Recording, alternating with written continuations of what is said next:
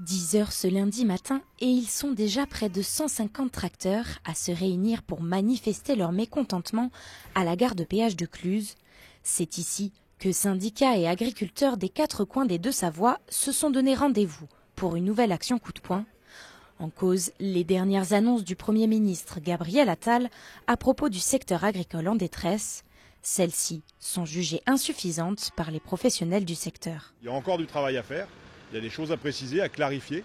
Nos instances nationales, on a travaillé tous ensemble, on a posé 120 mesures, 120 revendications.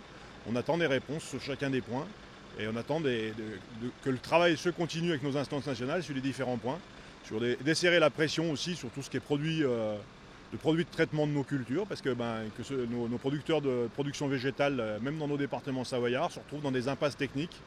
On avait dit pas d'interdiction sans solution et aujourd'hui on n'en est pas tout à fait là. Parmi les revendications portées par les manifestants, une reconnaissance de leurs conditions de travail dégradées, la fin d'une concurrence déloyale ou l'assouplissement des normes environnementales. Pour eux, c'est l'avenir de la filière qui est en jeu. Aujourd'hui, on veut bien se mettre aux normes et avancer sur certaines choses, mais le problème, c'est qu'il nous faut des prix rémunérateurs en face, parce que ça coûte quand même toutes ces mises aux normes, et puis toute la tâche administrative, c'est du temps qu'on passe aussi, du temps qu'on est moins sur nos exploitations pour la production la production de nos produits. Donc c'est aussi des fois on est obligé d'embaucher. En fait, c'est une pression psychologique aussi qui est importante. Au total, sur la journée, ce sont donc 200 agriculteurs qui se sont rassemblés sur place. La contestation devrait d'ailleurs durer jusqu'à ce mardi matin au moins, alors que des mesures supplémentaires doivent être dévoilées.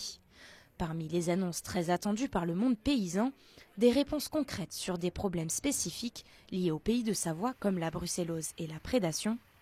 Et si ces dernières ne sont pas jugées concluantes, les professionnels comptent bien continuer à faire entendre leur colère.